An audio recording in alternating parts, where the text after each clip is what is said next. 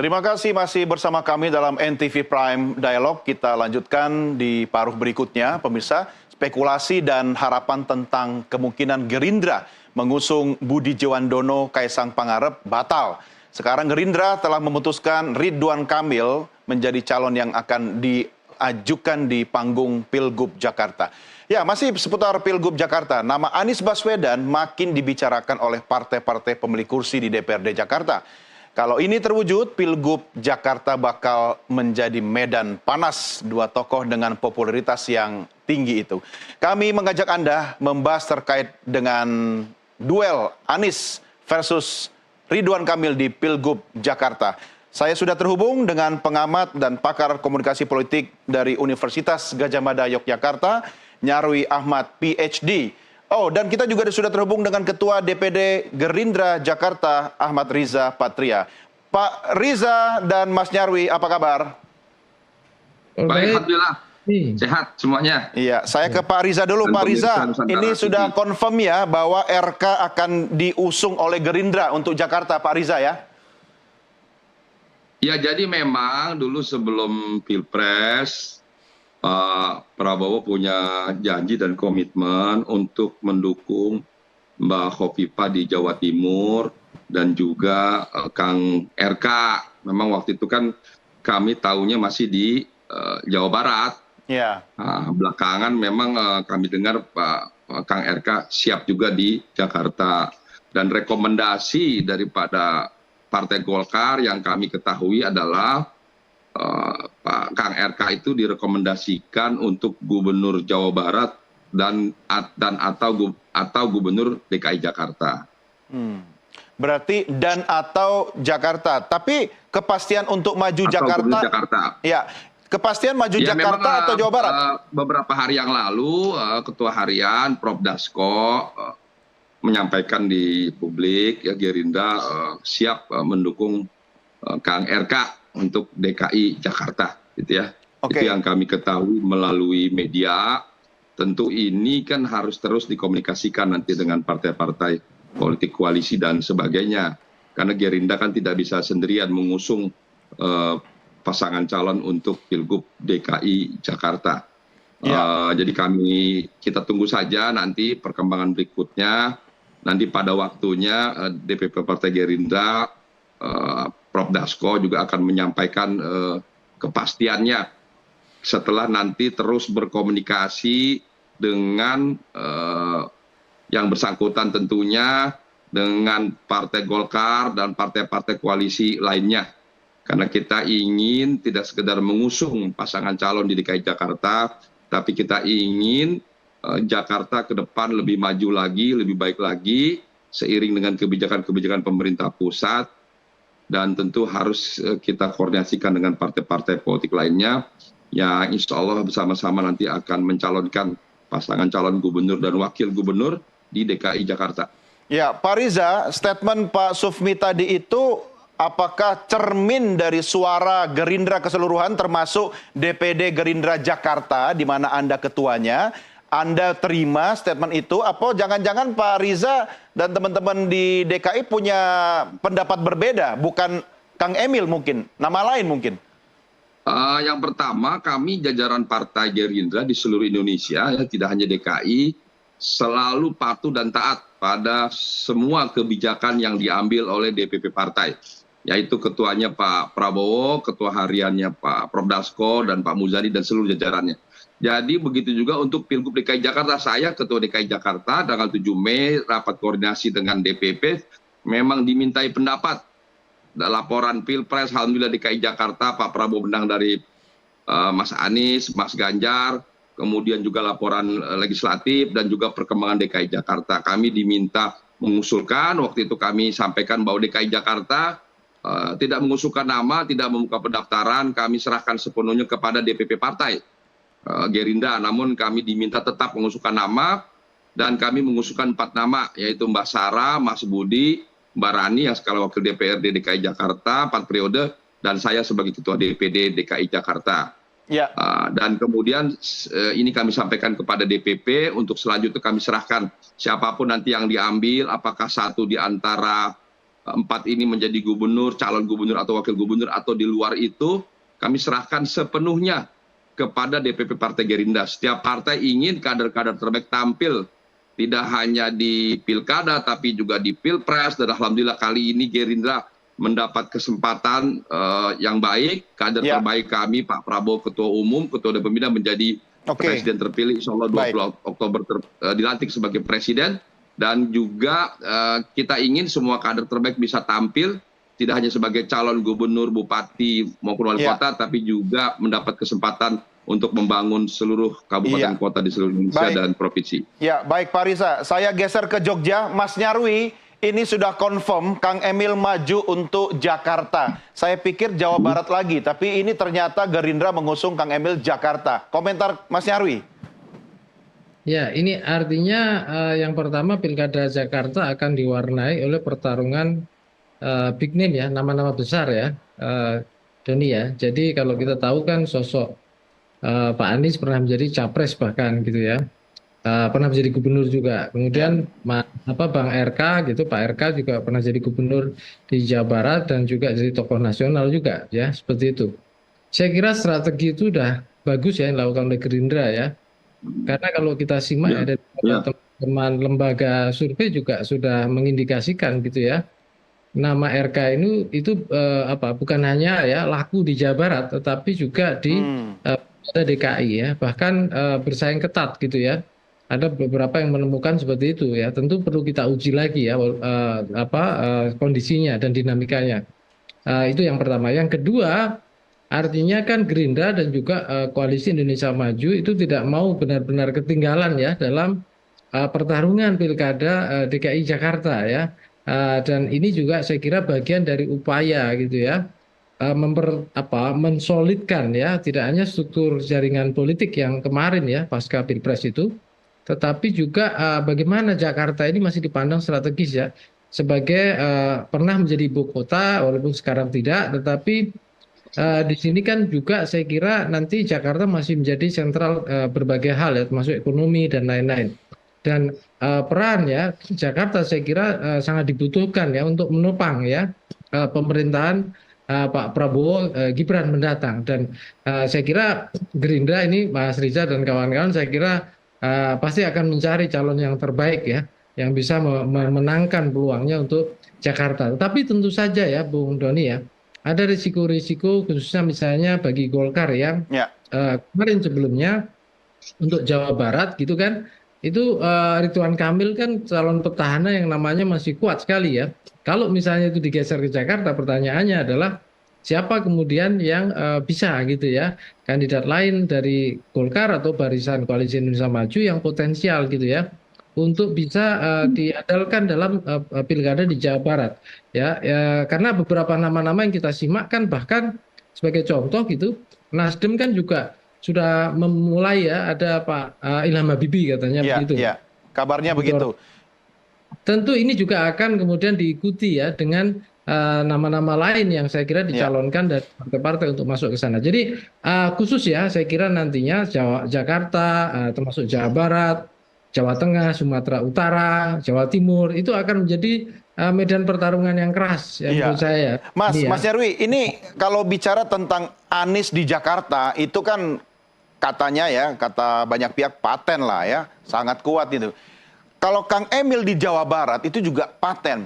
Nah, ini kan artinya kalau kita petakan masing-masing punya wilayah, medannya masing-masing. Tapi ketemu dua-dua di Jakarta ini. Sementara sekarang ini nama Anies Baswedan juga sudah mulai mencuat di mana-mana. Jadi buah bibir. Ketika Anies dan Kang Emil itu ketemu di Jakarta, kemudian dari kalangan partai juga banyak mendukung, seheboh atau sepanas apa nanti prediksi Anda pilkada di daerah khusus Jakarta ini, Mas Nyarwi? Ya, kalau misalnya terjadi duel itu ya, duel maut dong ya? Nah gitu, siapapun wakilnya dan berapa jumlahnya gitu ya, tapi ada dua big name itu, pilkada Jakarta akan luar biasa sengit ya, sengit dalam artian pertarungan para tokoh-tokoh besar yang sudah punya basis seperti itu. Tentu Anies saya kira punya basis-basis lama yang masih juga cukup kuat ya. Tapi Kang Emil juga saya kira juga secara proximity politik juga punya potensi basis yang juga bisa meluas gitu loh. Ya. Jadi potensial juga di situ gitu loh. Selain bahwa ini juga pertaruhan bukan hanya pertarungan tokoh ya, Doni ya, tapi juga partai-partai yang menjadi pendukung ya dari Iya, pasangan iya. intinya gitu masing-masing baik Anies Baswedan maupun Kang RK kan gitu. Jadi ini saya kira Jakarta ini menjadi pertaruhan ya dari partai-partai besar gitu untuk kemudian pertama bisa memilih kandidat yang tepat gitu, yang kemudian bisa diusung dan juga pasangannya. Terus yang kedua adalah barisan koalisi yang solid. Nah, yang Iya. ketiga tentu di sini adalah bagaimana dengan resources yang dimilikinya itu bisa memperluas basis dukungan Iya. ya Anda untuk membacanya Mas Nyarwi solid nggak partai-partai yang ada di DPRD DKI Jakarta itu akan mendukung melahirkan satu nama yaitu Anies Baswedan, PKS, PKB, dan Nasdem. Kira-kira akan satu suara begitu untuk menghadapi Gerindra dengan Ridwan Kamilnya? Kalau sampai hari ini ya Doni, saya tidak melihat partai-partai pendukung Mas Anies itu punya soliditas yang kuat. Oke. Tetapi saya lihat sebaliknya partai-partai yang ada dalam barisan Kim ini yang Koalisi Indonesia Maju yang tampaknya sangat sulit. Jadi saya kira ini juga menjadi tentu saja akan memancing juga ya respon dari partai-partai yang di luar Kim. Apakah gitu ya nanti berkoalisi untuk Pilkada Jakarta itu mereka menyeberang bergabung dengan Kim bahkan gitu, Iya. atau mungkin memang solid di luar barisan Koalisi Indonesia Maju dengan mengusung Anies Baswedan. Kan belum ada kata sepakat juga yang saya simak ya. Sebagai contoh juga misalnya PKS gitu. PKS DKI memang mendukung Anies Baswedan, tetapi DPP PKS kan juga punya pendapat yang lain kan gitu. Ini tokoh nasional kok mau ikut pilkada apa nggak turun kelas katanya gitu kan. Nah, belum lagi PKB yang kita belum dengar juga ya suaranya kira-kira terkait dengan dukungannya pada Anies karena sebelumnya kan bahkan memunculkan nama-nama sendiri kan Iya. gitu. Iya.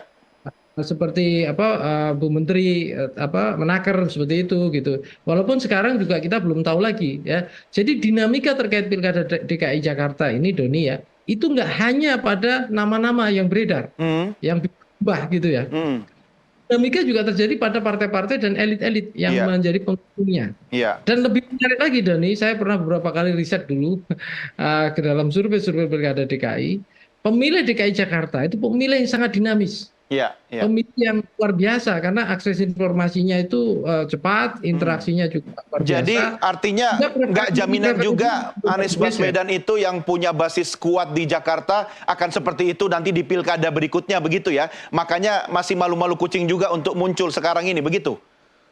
Ya, kita kan bisa melihat dalam basis pilkada misalnya contoh dalam pilpres kemarin saja suara Mas Anies kan juga tidak bisa lebih dari 50% kan Iya, gitu. iya, oke. Nah, itu Tahan contohnya, dulu, Mas gitu. Nyarwi, tahan dulu. Saya harus konfirmasi ke Pak Riza dulu. Pak Riza, kalau misalnya Gerindra sendiri sudah solid untuk menyebutkan satu nama Ridwan Kamil, kan nggak bisa maju sendiri juga. Dengan partai manakah yang pasti solid akan berkoalisi, pasti yang ada di Kim di nasional, sama juga dengan di DKI Jakarta itu, Pak Riza?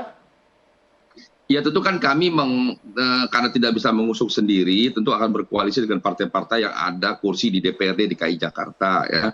Di antaranya ya partai-partai yang tergabung dalam koalisi Indonesia Maju, di situ ada Golkar, ada Demokrat, ada PAN, ada PSI, Gerindra. Ini 5 partai yang punya kursi di DPRD yang tergabung dengan koalisi Indonesia Maju. Ya. Saya Dan lebih bisa tertarik jadi juga waktu nanti, Anda menyebutkan bergabung PSI tadi, Pak Riza. partai-partai Lebih cantik kayaknya itu kata dari PSI. koalisi non 02 juga bisa bergabung kan sudah cair ya tidak selalu pilpres itu linear dengan pilkada. Kalau kita belajar dari pengalaman 5 tahun yang lalu cair. Sekarang juga di seluruh Indonesia sekalipun memang banyak di beberapa daerah pilkada ingin berkoalisi dengan Kim 02, 01, 03 tapi umumnya sudah semakin cair lah. Karena kita sudahi, pilpres sudah selesai, kita bangun bangsa ke depan dipimpin Pak Prabowo, Mas Gibran, dan pilkada juga kita akan isi dengan calon-calon terbaik bangsa yang akan menjadi gubernur, wali kota, dan bupati. Iya, berarti bisa saja Pak Riza, Kang Emil itu akan ijab kabul dengan Mas Kaisang begitu ya? Ya itu belum dibahas ya, nanti akan dibahas waktunya siapa saja yang jadi wakil. Dan tentu untuk Kang Emil sendiri kan kami harus menunggu ya, Prof Dasko sudah menyampaikan ke publik ya, memang Pak Prabowo Gerindra sudah sejak awal punya komitmen ingin mengusung Kang Emil, awalnya di Jawa Barat kan, dan bisa jadi sekarang di DKI Jakarta. Tentu kami juga menunggu nanti respon dari Partai Golkar, dari Kang Emil sendiri, dari partai-partai lainnya. Prinsipnya kita akan mengusung pasangan yang terbaik lah ya. Di antaranya tentu Kang Emil yang punya reputasi baik sebagai gubernur di Jawa Barat dan siap bertarung dengan siapa saja. Ya, tapi bagi Pak Riza sendiri, duet antara Ridwan Kamil dengan Kaesang oke nggak Pak, menurut Anda? Iya, saya kira itu juga satu pasangan yang perlu dipertimbangkan baik ya. Saya kira Mas Kaesang juga punya prestasi tersendiri yang harus kita hormati, kita hargai, dan itu tidak mustahil. Dan saya kira itu juga satu pasangan yang baik yang perlu dipertimbangkan, di samping nanti mungkin ada nama-nama lain. Oke, nama-nama lain. Nah, itu yang bikin penasaran. Oke, saya balik ke Jogja lagi. Mas Nyarwi, ini kira-kira pilkada di Jakarta akan seperti apa ketika nama Anies Baswedan akan confirm misalnya nanti ketemu dengan Ridwan Kamil. Apakah hanya kedua itu saja yang bisa melahirkan duel maut, atau menurut Anda bisa jadi ada nama ketiga atau nama yang lain, Mas Nyarwi? Ya, kalau kita simak peredaran nama-nama kan masih banyak ya, Doni. Ada juga calon independen juga kan gitu. Tetapi begini, biasanya gitu ya, karena pertarungan di Pilkada DKI itu pertarungan yang menjadi taruhan muka istilahnya ya, reputasi ya, dari tokoh-tokoh nasional maupun juga dari partai-partai gitu ya.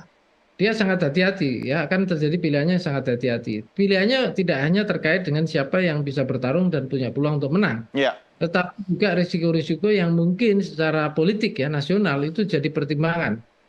Misalnya soal isu polarisasi dan lain-lain, itu juga saya kira akan menjadi pertimbangan para tokoh ya di elit-elit partai terkait dengan siapa saja yang nanti formasi-formasi pasangan yang bisa maju ya atau dimajukan dalam Pilkada DKI.